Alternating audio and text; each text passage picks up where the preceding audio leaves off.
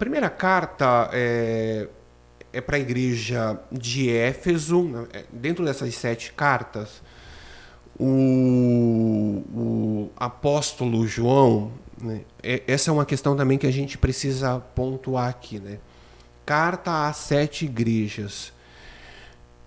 Haviam apenas 7 igrejas? Não. Haviam outras igrejas mais. Haviam, com certeza, muito mais congregações. Até porque quando você lê Paulo escrevendo aos Filipenses, aos Gálatas, a outras igrejas. Essas igrejas não são admoestadas?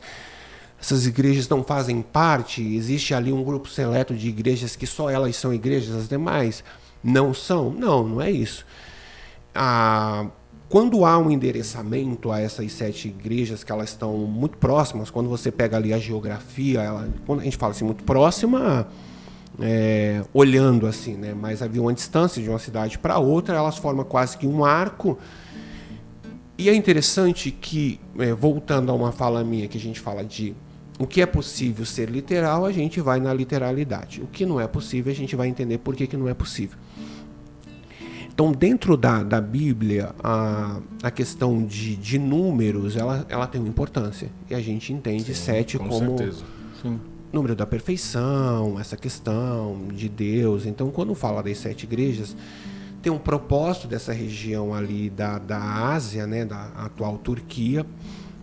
Mas tem uma questão também que essas 7 igrejas, possivelmente, elas representam a totalidade da igreja. Quando a gente fala de 7 igrejas, a gente está falando de uma totalidade de igrejas que recebem essa orientação. Então, aí a gente passa a entender essa carta para a igreja de Éfeso. Era uma igreja real, era uma igreja com membros, era uma igreja com cristãos ali, mas há também a questão de uma representação.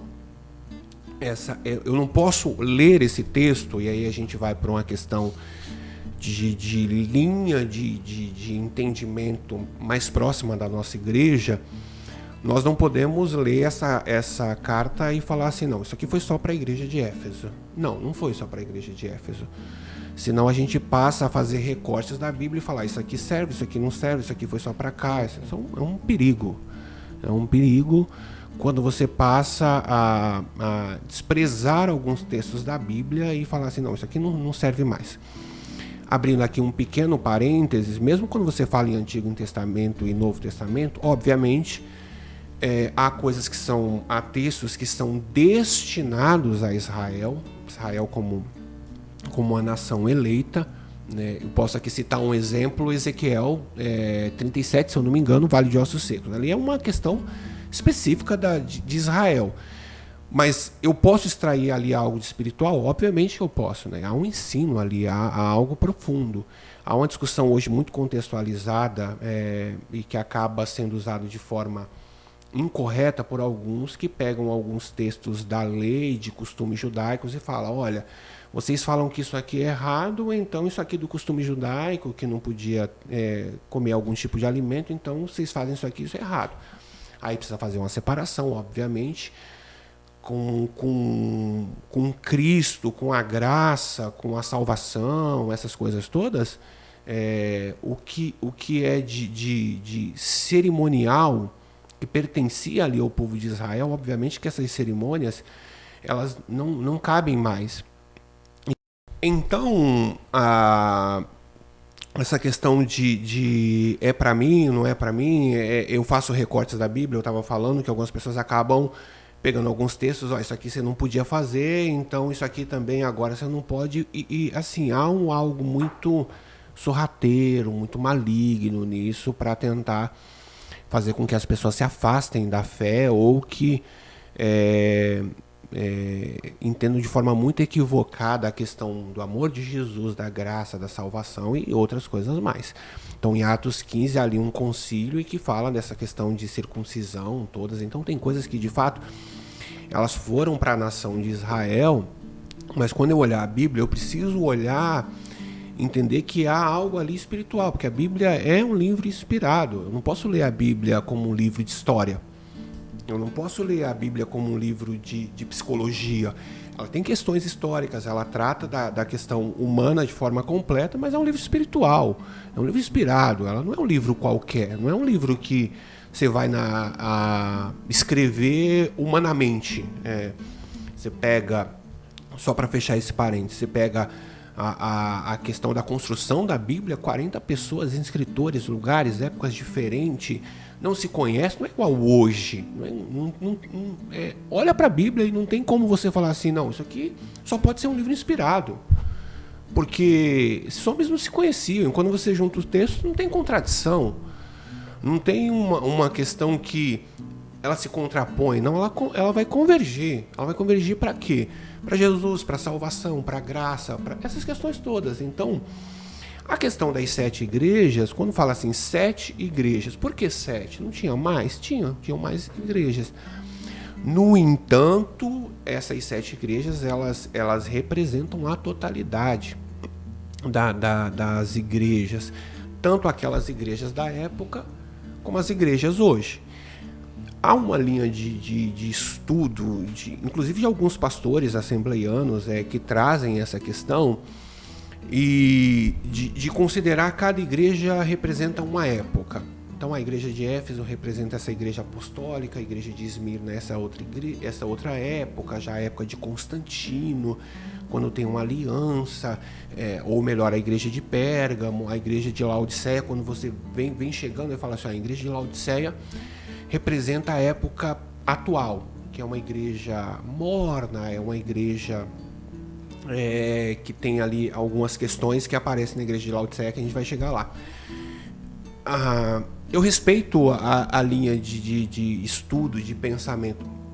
No entanto, eu acho que a gente tem que tomar um pouco cuidado quando a gente faz esse tipo de classificação, porque falar que a igreja atual é a igreja de Laodiceia, você acaba colocando tudo ali muito, muito junto, né? E se você pensar direito, e se você olhar para a palavra de Deus, você vai entender que a igreja de Corintos era uma igreja espiritual, mas uma igreja complexa, não era uma igreja assim simples. Não é uma igreja assim que você fala assim, Tiago Tadeu, você vai ser o pastor da igreja de Corintos. Você ia falar assim, tem misericórdia, Jesus, me ajuda.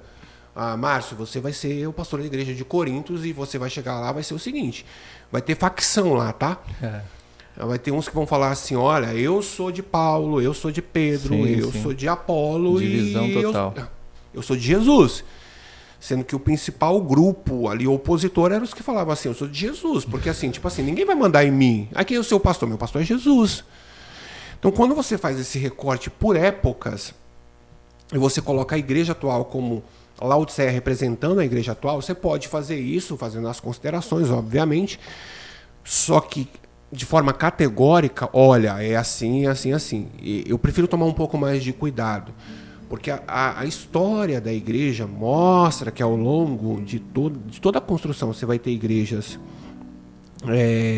comprometidas com a palavra e que buscam agradar a Deus, e mesmo nessas igrejas você tem ali questões a serem resolvidas, porque a igreja ela é espiritual, ela é um organismo vivo, mas ela é composta por homens redimidos, homens salvos, mas a gente não pode esquecer nunca que Jesus falou assim, olha, tem um joio, tem um trigo, cuidado, não arranca o joio, não tenta, vai dar ruim, não vai dar certo. Então tem essas questões. Então aí voltando para essa primeira carta, a igreja de Éfeso, eu queria ir lendo o texto aqui e aí a gente, se possível... Se você quiser, eu posso ler. Por favor. Você só me diz o número de versículo e aí você faz as considerações. A gente pode fazer a leitura até o final da carta e aí a gente vai comentando, depois da sua leitura a gente faz alguns apontamentos. Escreve ao anjo da igreja de Éfeso. Isto diz aquele que tem na sua destra as 7 estrelas, que anda no meio dos 7 castiçais de ouro. Conheço as tuas obras e o teu trabalho e a tua paciência, e que não podes sofrer os maus. E pusestes à prova os que dizem ser apóstolos, e não são. E tu os achastes mentirosos, e sofrestes e tem paciência, e trabalhastes pelo meu nome, e não te cansastes. Tenho, porém, contra ti que deixaste o teu primeiro amor. Lembra-te, pois, de onde caístes, e arrepende-te, e pratica as primeiras obras. Quando não, brevemente a ti virei, e tirarei no seu lugar o teu castiçal, se não te arrependeres. Tens, porém, isto, que odeia as obras dos nicolaítas, os quais também odeio. Quem tem ouvidos, ouça o que o Espírito diz às igrejas. Ao que vencer, dar-lhe-ei a comer da árvore da vida, que está no meio do paraíso do meu Deus. Amém. Então, primeira carta à igreja de Éfeso, como leu aqui o irmão Márcio, tem algumas coisas importantes a serem destacadas, principalmente que Éfeso era uma cidade extremamente importante. E como a gente está na região da Baixada Santista, a gente pode fazer essa comparação facilmente, né? Éfeso era uma igreja, uma cidade portuária, litorânea, portuária, uma cidade de um fluxo de gente muito grande, né? E cidade portuária, ela apresenta alguns problemas, não era diferente com Éfeso. Então entra muita gente, sai muita gente, tem comércio, tem várias coisas, e Éfeso tinha uma característica. Quando você lê a carta de Paulo escrevendo aos Efésios, essa característica ela aparece. Ela aparece em Atos 19 também, nas viagens missionárias de Paulo. Éfeso foi uma igreja que, apesar que aqui é uma igreja que não tem uma exortação tão dura como outras igrejas, apesar de falar de abandono do primeiro amor, né, Éfeso tinha uma questão de exigir uma presença de uma liderança para ir conduzindo, para ir pastoreando, porque era uma igreja dada, não a igreja, a cidade dada à feitiçaria. Então, quando você lê, por exemplo, Efésios capítulo 6, que fala dessa armadura, fala dos principados, fala das potestades, é uma característica daquela cidade. É uma cidade dada à feitiçaria, é uma cidade... quando você lê ali em Atos, por que tem a briga ali? Por que tem um movimento? Por que tem uma confusão? Porque as pessoas acabam se convertendo, as pessoas começam a se converter, e ali tinha um comércio de venda de nichos religiosos. E essas pessoas falam assim, eu dependo disso aqui agora, a minha fonte de renda é essa. E agora vem esse Paulo e acaba dizendo que esses deuses feitos por mãos humanas não são deuses coisas nenhuma. E as pessoas acabaram ficando, os que comercializavam isso, revoltadas. E aí tem uma grande confusão ali, começam a gritar, olha, Diana dos Efésios, tem um templo ali. É um lugar de adoração a deuses estranhos. E essa cidade é extremamente importante. Então, a cidade portuária, tem muita gente, entra muita gente, dada artes mágicas, tem um negócio místico. E o cristianismo, e Paulo chega ali e prega, e as pessoas se convertem. Mas é uma cidade complexa. Tanto é que das cidades onde Paulo passa, Éfeso é a cidade em que ele fica mais tempo. Ele fica ali quase 3 anos. Tem uma escola em Éfeso, tem um lugar onde ele se reúne para ensinar as pessoas. As pessoas depois levam os seus livros, queimam ali. Se você somar uma importância de dinheiro, fazendo uma conversão para hoje, uma importância gigantesca de dinheiro. As pessoas queimam ali, as pessoas acabam abandonando isso tudo. E essa cidade tem essa marca, uma marca de ser uma cidade importante, de ser uma metrópole.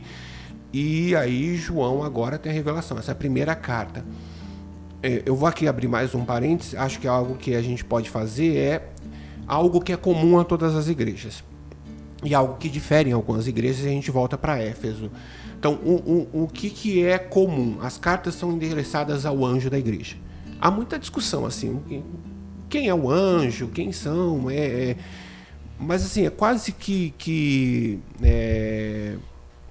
aceito por todos que o anjo é o pastor da igreja, é o mensageiro da igreja, porque a palavra anjo, ela não difere no original da forma que ela aparece em outros lugares. Angelos E quando você lê em outros textos, Hebreus e outros mais, está falando de anjo como um ser espiritual. No entanto, essa é uma outra questão, né? Quando você lê o texto, mesmo no original, você precisa entender ali o contexto para não forçar a interpretação, essas questões todas. Então é quase que aceito por todos. Existe uma linha que acredita que era um anjo mesmo, guardião da igreja, mas essa linha é quase que desprezada. Então, entendem que o anjo é o mensageiro da igreja, é o pastor da igreja, é o responsável da igreja, e que lá no capítulo 1 eles aparecem na mão de Jesus, eles estão na mão de Jesus. Então, quem são esses anjos? Os pastores da igreja. Outra questão que aparece em todas as igrejas, isso aparece para todas. Na apresentação de Jesus, após ele se apresentar de uma forma ou de outra, ele fala assim: eu sei as tuas obras. Isso aparece em todas as igrejas. Todas. Isso é uma palavra de consolo para nós, que aqui estamos, obreiros do Senhor, e para aqueles que trabalham. Não é um obreiro, não é um pastor, não é um presbítero, não é um evangelista, não é um diácono, mas ele é um crente. Sim. E ele faz algo para Jesus. E o escritor aos Hebreus fala que Deus não se esquece, Deus não é ingrato. Então, quando a cada uma das igrejas, na sua apresentação, Jesus fala assim: eu sei as tuas obras. Amém. Glória a Deus por isso. Ele sabe. E ele sabe de uma forma espiritual.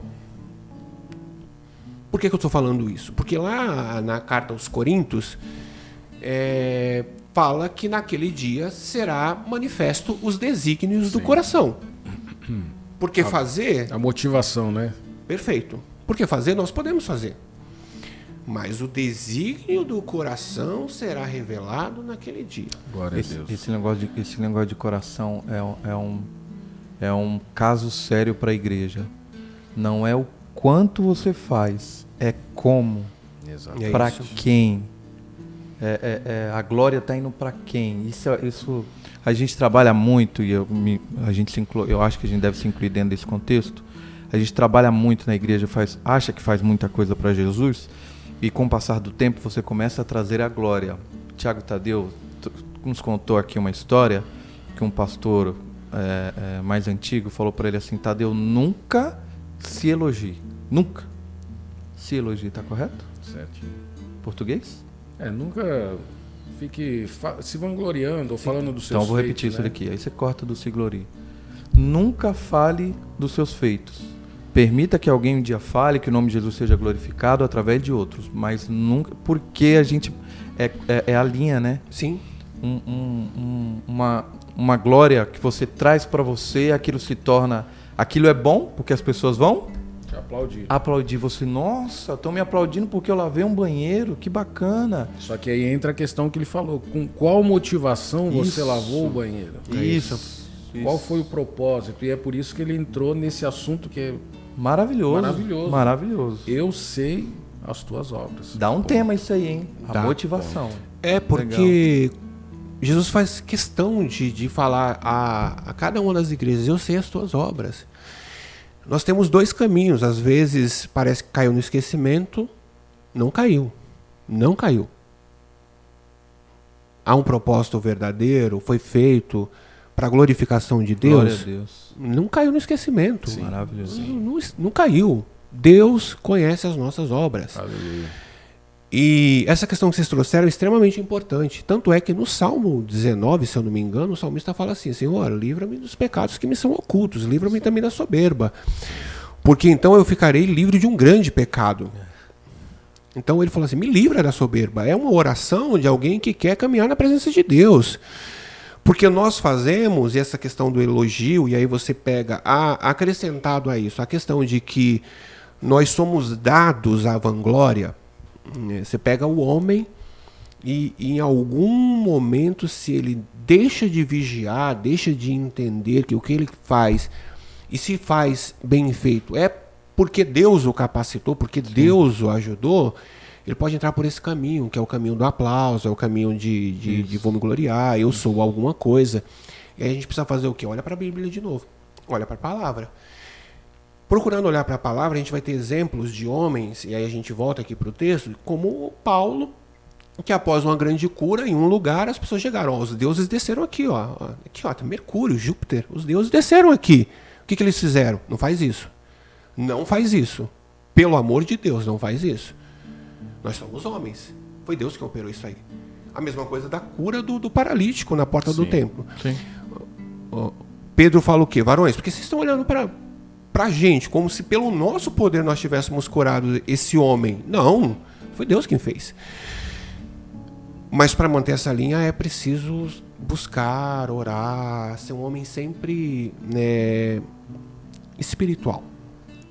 E mesmo assim a gente precisa vigiar muito. No começo da minha fala, quando eu disse que Apocalipse é um livro muito difícil, muito complicado, alguns grandes homens decidiram não escrever sobre o Apocalipse. Alguns grandes homens falaram assim, eu não vou escrever. Então você tem Spurgeon, que é um grande homem. Charles Spurgeon foi um grande teólogo. Falou assim, não vou escrever. Calvino, que com todas as divergências que a gente tem de linha de entendimento, foi um grande teólogo e foi, mas não vou escrever. John Wesley acaba escrevendo, mas incorre num erro grave de tentar datar algumas coisas. Então, é preciso em todo tempo olhar para a palavra, olhar para esses homens e tomar cuidado, buscando, voltando para o texto, que a todas as igrejas Jesus fala assim, eu sei as tuas obras.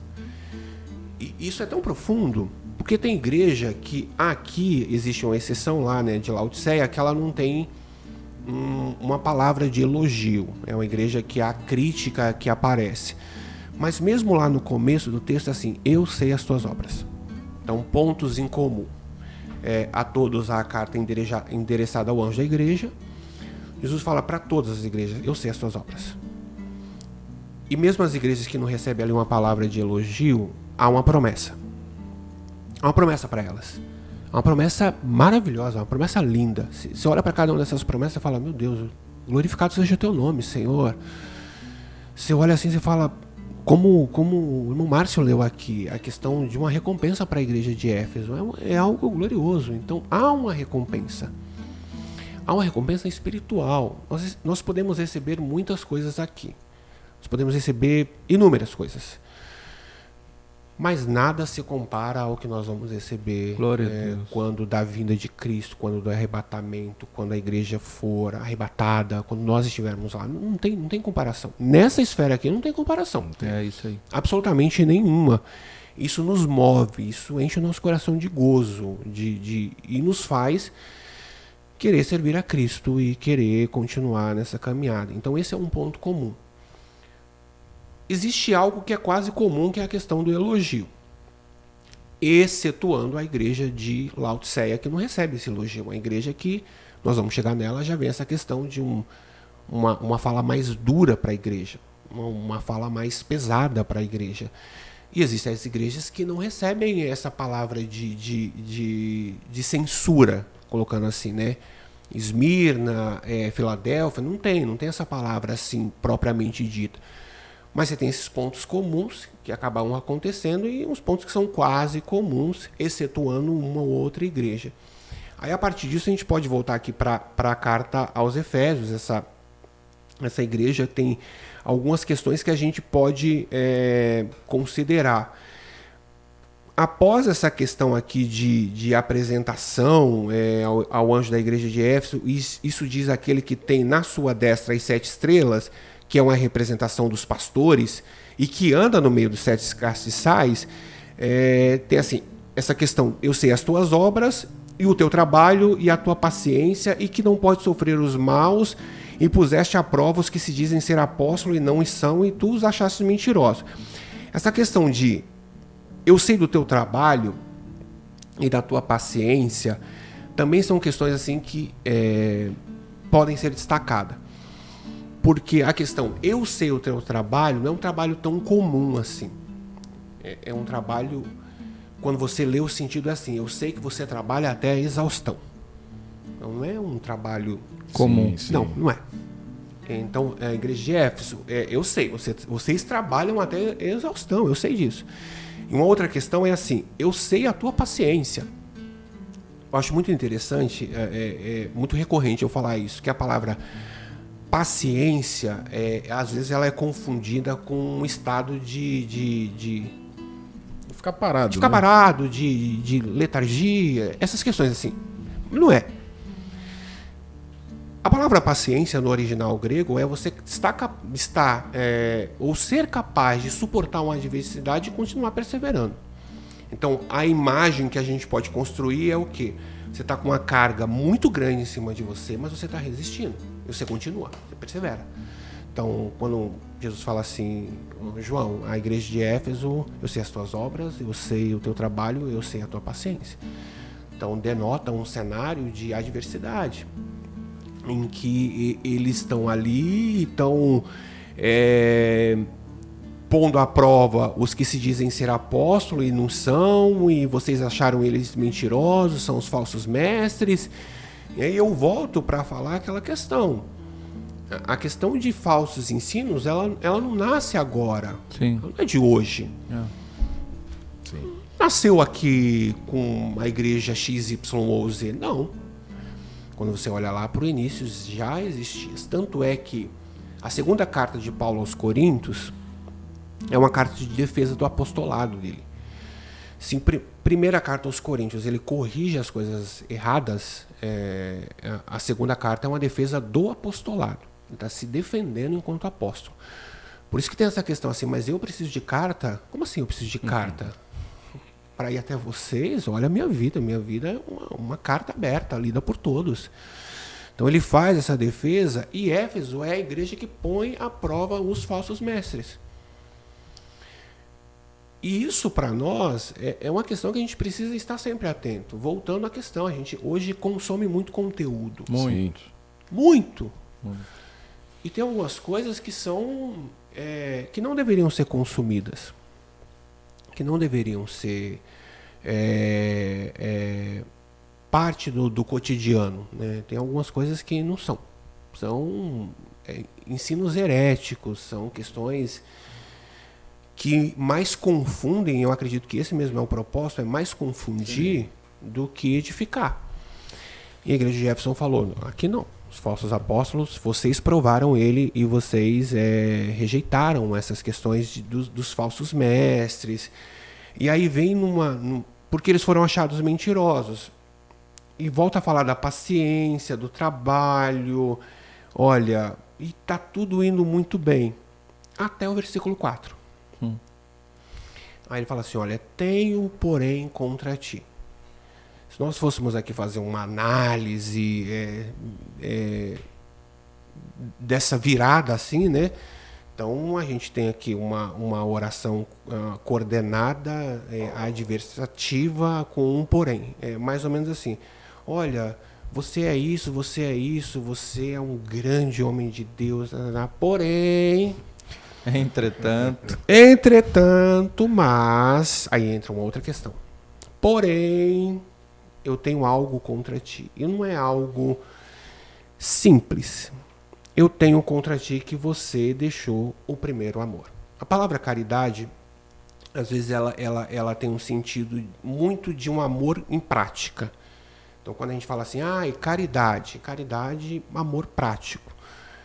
Em muitos desses textos, a palavra que aparece é ágape, é agapao, assim, é um amor que vocês deixaram, o amor de Deus, é o amor genuíno, é o amor sem interesse. Então, essas questões. Isso mostra uma igreja que sofre, que põe à prova, que tem paciência, que faz muitas coisas, mas ela deixa a essência. Qual que é a essência? É o amor. Quando Paulo escreve aos Coríntios, primeiro aos Coríntios 13, o texto encerra de que forma? Ora, permanecem, pois, agora a fé, a esperança e o amor. Esses três, mas qual é o maior deles? O amor. É o amor. E isso é uma exortação, porque o deixar aqui, olha, tenho porém contra ti que deixaste a tua primeira caridade. A questão do texto, ela é profunda pelo seguinte, mostra uma ação deliberada. Quando a gente for avançando nas outras cartas, a gente vai ver que algumas coisas ocorrem, mas elas não têm essa ação deliberada. Mas a igreja de Éfeso, de forma deliberada, abandonou o primeiro amor, abandonou essa primeira caridade. Não é algo que ocorre por causa de um evento ou alguma outra coisa, não. Deliberadamente. É como se hoje nós, de alguma forma, deliberássemos. Olha, a partir de amanhã a gente não vai mais para a igreja, não congrega mais. Tá? É algo deliberado, é uma ação. Deixaste a tua primeira caridade. Existe uma discussão se isso fala de um amor qualitativo ou na verdade, de uma questão mais quantitativa. Se refere ao início da igreja, se refere a esse amor mais genuíno, mas é quase que unânime a interpretação que fala de um amor genuíno nessa questão que é abandonada. Então, uma igreja que acaba tendo várias qualidades, mas quando vem a advertência, quando vem a admoestação, é em algo que não é possível de se levar a uma discussão. Dá a impressão, é óbvio que a gente não pode fazer essa inferência e bater o martelo, de uma igreja que vai para uma linha mais legalista. Olha, vocês têm tudo, vocês rejeitam os apóstolos, vocês refutam, só que vocês não têm o primeiro amor, deliberadamente vocês abandonaram. Então, ela pode dar uma impressão de um excesso de formalismo, porque o formalismo, não há nada errado no formalismo, né, de você ser formal. Nós temos uma forma de congregar. Obviamente que o Espírito de Deus ele tem liberdade. Então, mas nós temos uma forma. Nós oramos, nós cantamos o hino da harpa cristã, nós lemos a palavra, mas quantos cultos vocês já participaram que você levanta da oração e o Espírito de Deus move o coração do dirigente, quem está ali, e acontece algo diferente. Nós somos surpreendidos, então existe sim uma formalidade, existe uma ministração da palavra, existe uma ministração para oferta, existe um convite para as pessoas entregarem a vida para Cristo. Mas quando o formalismo ele suplanta o amor, alguma coisa está errada. Quando o formalismo ele suplanta, ele é maior do que a misericórdia, do que essas questões da compaixão, alguma coisa está errada.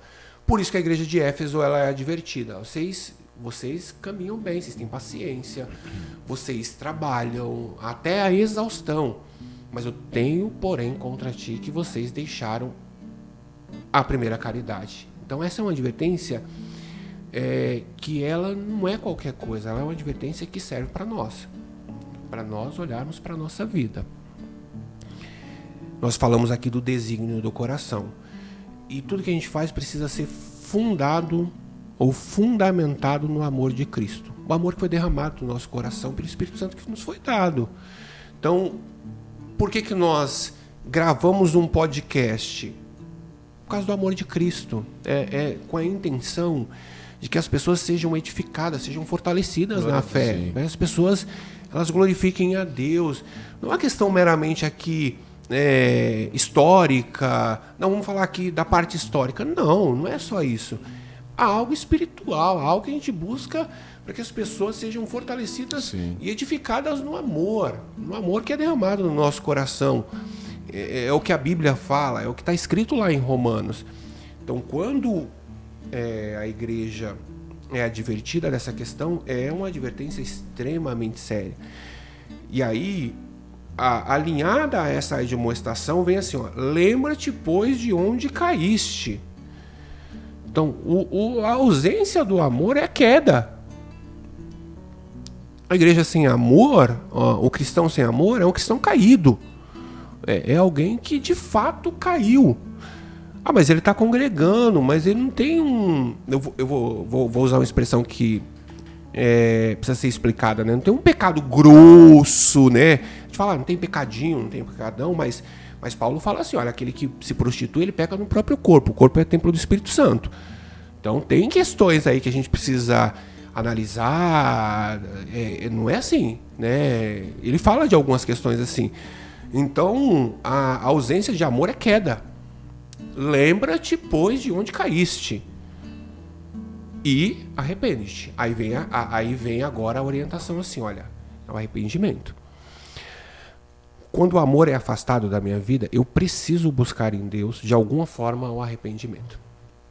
E aí eu me lembro muito da parábola do filho pródigo. Ele sai, ele vai, ele gasta, ele é pródigo porque ele gasta, né? Ele dizima a sua herança, mas em algum momento ele se arrepende. Em algum momento algo espiritual acontece. E aí ele se lembra. E ele se lembra quando ele olha para os porcos. Quando ele olha para a vida daqueles porcos e ele tem um desejo e ele fala: não é isso que meu pai tem para mim. Não é isso. Na casa do meu pai lá, a pessoa mais simples está melhor do que eu. E aí ele... Olha como surge no coração. Olha como é no coração que as coisas vão surgindo. No espírito da pessoa quebrantado. Ele não precisa chegar lá para falar assim: pai, eu pequei contra ti. No coração dele há um arrependimento. Sim. Pai, pequei contra os céus e perante ti. Quando ele chega no ato de se lançar e de pedir perdão, já há um quebrantamento. Sim. E Deus não despreza um coração quebrantado e contrito. Então, qual que é a admoestação? Arrepende-te. Arrepende-te. É o arrependimento que vai me fazer... ou que vai fazer com que o meu coração e que eu esteja de novo eu vou usar aqui, no caminho para a busca do primeiro amor. Às vezes esse primeiro amor ele é colocado de forma como quase que inatingível. Não, é aquele primeiro momento da conversão. Só que a gente não pode se contentar ou falar assim: não, é aquele primeiro momento da conversão, depois vai apagando mesmo. Não é. Não é assim. Se ele está se apagando, se está se afastando, há alguma coisa errada. Aí eu preciso olhar para a igreja de Éfeso. Né? E a gente acaba confundindo muito essa questão de fazer, a gente valoriza muito porque... essas coisas aparecem muito, obra aparece muito. É o exemplo que você deu. Tá lavando o banheiro da igreja. Isso aparece, as pessoas veem. Mas o amor verdadeiro, ele só é tangível através de ações genuínas, ações verdadeiras. Então, o amor, como é que você vai pegar? Ele é concreto, o amor é diferente de uma obra. Mas o amor precisa tornar-se concreto. De que forma? Através do meu serviço, através daquilo que eu faço para servir a Cristo. E eu vou servir a Deus através dos outros, através das pessoas. Né? Eu vou servir a Deus.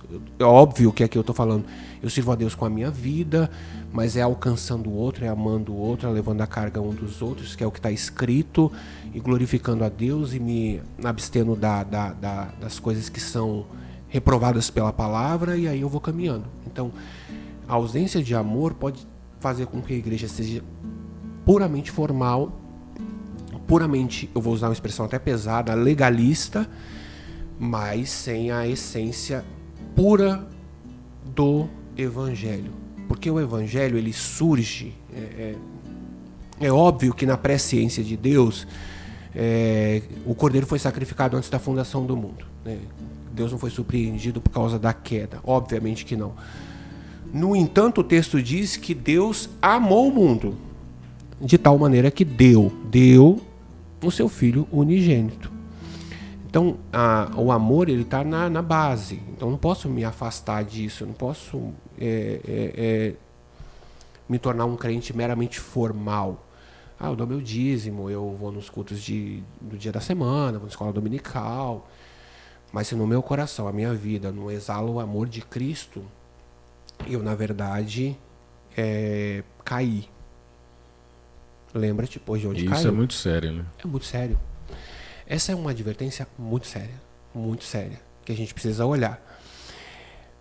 Mas a carta acaba avançando e aí tem assim, tens porém contra ti, antes disso ele fala, se arrepende e pratica as primeiras obras, quando não brevemente a ti virei e tirarei do seu lugar do castiçal, se não te arrependeres. É uma advertência para a igreja, eu tirarei você. Os castiçais representam ali a igreja. Sim. E fala assim, tens porém isto, a partir disso, mais uma vez vem a questão do arrependimento, é uma questão de reforçando, fala assim, olha, temos porém isso, que aborrece as obras dos nicolaítas, as quais eu também aborreço. Então ele aborrece os falsos mestres, ele aborrece os nicolaítas. Os nicolaítas vão aparecer em outros lugares. Qualquer tipo de interpretação, ou qualquer fala em relação aos nicolaítas, é mais no campo da hipótese. Não se sabe muito bem, né, quem eram os nicolaítas. O que se sabe é que a época dessas cartas, e mesmo quando a gente lê no Evangelho, existem muitos partidos, né? Então, partidos religiosos e partidos de ordem política também. Então, Roma, né, a forma de Roma governar propicia isso, mas a própria religião, a própria forma de comunidade ali, ela também propicia esses negócios de partido. Então, tinha o partido dos fariseus, tinha o partido dos saduceus, são partidos religiosos, tinha o partido dos essênios. Então, tem os essênios aqui. Tem esse daqui são dos zelotes, tem esse aqui são os herodianos. Quem são os herodianos? São os seguidores de Herodes. Mas os nicolaítas, a gente não sabe muito bem quem são os nicolaítas. O que nós sabemos é que eles pregam algo que é contra a palavra. Sim. E que a igreja de Éfeso rejeita os nicolaítas. Fala assim, não, rejeita os falsos apóstolos, rejeita os nicolaítas. Então isso é algo que nós devemos olhar e também trazer para a nossa vida, voltando à nossa questão de muita coisa consumida e muita coisa que às vezes passa sem filtro por a gente, e que a gente precisa entender. Isso aqui, a palavra, a Bíblia nos dá orientação de como fazer. Então você tem que provar, tem que... quando fala lá da questão da profecia, não é propriamente lá do profeta, assim, mas a mensagem está de acordo com a palavra, não está de acordo... Sempre partir desse princípio. Nenhuma profecia, nenhuma ministração, nada pode ser contrário à palavra. Se for, rejeita. Rejeita. Mas assim, de forma muito sumária. Se alguém falar assim, olha, eu tive uma revelação, ouça a revelação. Apocalipse é uma revelação. Se ela for contra a palavra, rejeite. Rejeite imediatamente. Ela é contra a palavra. Nada é superior à palavra. Nada. A gente pode ter uma grande pregação, um grande movimento, mas se não estiver de acordo com a palavra, rejeita. E os nicolaítas, mesmo não sabendo, mas podia ser algum tipo de seita, algum tipo de partido. E para finalizar essa carta de Éfeso, vem a questão de que, olha, quem tem ouvidos ouça, que também é algo que aparece nas outras igrejas, ao que vencer dali de comer da árvore da vida que está no meio do paraíso de Deus. Há aqui também uma questão a ser compreendida. Por quê? Algumas pessoas acreditam, há uma linha que fala sobre isso, que comer da árvore da vida que está no meio do paraíso de Deus é uma linha que eu particularmente, alguns dos escritores da casa publicadora também não vão por essa linha, que haveria necessidade, mesmo na vida eterna, de que você ficasse comendo esse fruto constantemente para ter a vida eterna. Eu, particularmente, não concordo. Não concordo. A gente vai receber, segundo lá Coríntios, um corpo glorificado, e aquilo que era corruptível vai se revestir de incorruptibilidade, aquilo que é mortal vai se revestir de imortalidade. Ponto final. Acabou. Não há uma necessidade que você fique comendo constantemente desse fruto que fala aqui para que você tenha a vida eterna. Não, a vida eterna nós recebemos e agora precisa entender. Mas o que é esse comer?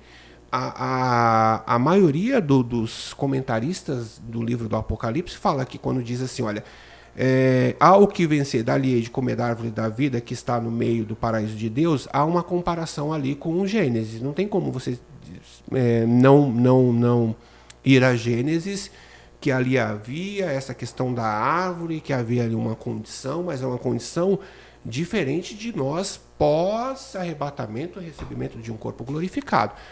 Então aqui é entendido como uma questão de vida eterna. Então, vocês vão comer constantemente da árvore da vida, então está falando, ao que vencer vai receber a vida eterna. Aos que receberem, aos que forem até o fim, aos que permanecerem firmes, vocês vão receber a vida eterna. Então essa é uma interpretação muito mais aceita do que a questão da necessidade de você ficar de forma recorrente tendo que comer de um fruto mesmo, nessa questão no paraíso de Deus, para que você mantenha a sua vida eterna. Eu, particularmente, e os comentaristas do livro do Apocalipse, nós temos alguns homens que comentam alguns livros, particularmente, e mesmo os comentários bíblicos publicados pela Casa Publicadora da Assembleia de Deus não tem essa compreensão. Então eu acho que aqui a gente acaba fechando, né, a carta à Igreja de Éfeso. Eu acabei até me estendendo um pouquinho mais no comentário, mas para a gente entender a importância dessa cidade. Éfeso é uma cidade importante e ela abre porque dentro, quando você olha o mapa, tá tipo num arco, o viajante ou aquele que leva a carta, o primeiro lugar é Éfeso. E depois ele vai prosseguindo nas demais, até chegar na última e percorrer todo. Mas Éfeso tem essa importância por causa da carta aos Efésios, por causa da escola que tem ali, porque Paulo ficou lá 3 anos, porque é uma igreja, uma cidade dada às artes mágicas, às feitiçarias e tudo mais, e recebe muitos elogios, mas uma exortação que é uma exortação bem pesada.